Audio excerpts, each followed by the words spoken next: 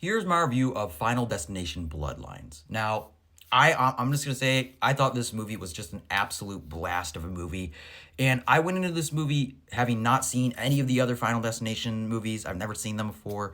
Hopefully, I can get around to them eventually. But I just went in here. I knew the concept of like death follows people, or like it's out to get them, and then like these little death by a thousand cuts, like the domino effect that leads to these people being killed.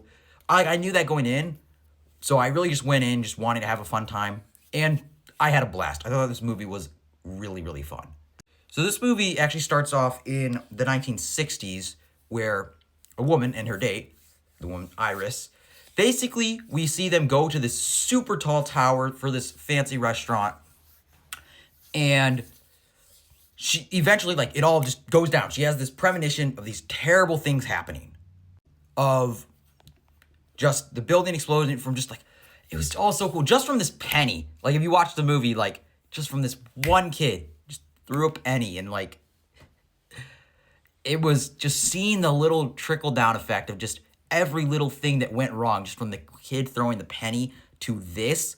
It's just so fascinating. That's what I enjoyed so much, just seeing just every little minor detail that just conglomerates into the catastrophe that happens. And then, towards the end of this, we realize that she had a premonition of what could happen. Like, and then she saves everybody. And that's kind of what kicks off the movie in a way of like, because she saved everybody, everyone who was supposed to die there, that was supposed to happen, because she stopped it, all the bloodline was never supposed to exist. And so now death is coming back to hunt them down. That's the premise. And then we get to our main character, Stephanie Lewis, who keeps having these reoccurring nightmares. That being her grandmother. And her grandmother, who lives, is just complete, like, lives in isolation. She's so terrified of death. And she explains how she warded it off, and she sees every little thing that could go wrong. She stops it before it goes wrong. And that's just like, and because Iris is just an interesting character, even when you don't have the over-the-top kills that this franchise is known for, it's still quite enjoyable. But don't get me wrong, there was a lot of over-the-top kills, because that's what you watch a movie for like this for.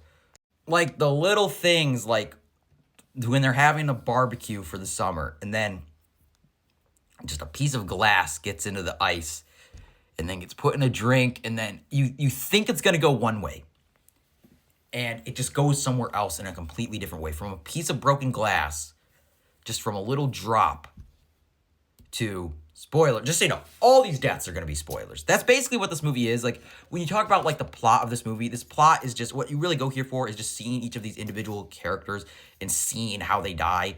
Like, that's kind of the premise. So it's like, to dive into the story, I got to spoil all the deaths. So, just so you know.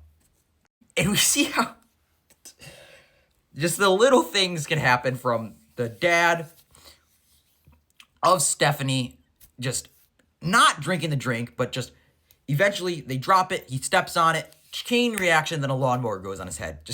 It's just brutal, but it's almost all played for comedy. Like, that's the thing with this movie. Although it's a horror movie, it's really not scary at all. It very much reminded me of The Monkey from earlier this year, although I enjoyed this more than The Monkey personally, even though I quite liked The Monkey. Because I think with this, just the characters were more fascinating, and the trickle-down effect was more entertaining. And that's what this whole movie is. And if you want to see that, you're gonna get it. And it's just fascinating to know that Iris, basically how quickly it comes off as she wards it off, because she was the next in the bloodline to die. So as soon as she dies, it comes after their family from oldest, of course, her son, and then their kids, etc. And like, that's just really fascinating. And then we got Eric, Eric's death is kind of a red herring, which I think I really like about it. Like, you think, this part though was just so uncomfortable, where he works in this tattoo parlor and does piercings and stuff like that. And just these little things that happen.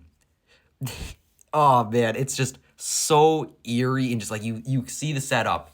Like, he gets his nose ring caught on a chain. Oh my. But that's not how he dies, actually. He dies from getting hit by a truck. Well, almost getting hit by a truck. Okay, so he almost gets hit by a truck, and there are a lot of little things like that. So what actually happens is, like, you think he's gonna die at all these different places. Like, you see all these red herrings. Like, he almost dies at the tattoo parlor, then he almost gets hit by a truck. And then it all comes down to the MRI machine, which, if you've seen the movie, you know what happens. I don't even really think I can say it. If you've seen the movie, you know how he dies, and it's hilarious. It is so insane. It just makes me laugh, but it's crazy. Well, like I said, what really makes this movie work is Stephanie, because just seeing her, because she's such an interesting character, just seeing her find, like, as they're basically writing down this book of seeing where all the death is going to come for them next, that's just fascinating for them to try to stop it. Like, it's almost in a way, although it's a horror, like I said, it's not really scary. You're really just here for the over-the-top gore kills. That's what makes it horror. It's really a mystery and just trying to figure out how to stop death. And that was just fascinating to me. I just really liked it.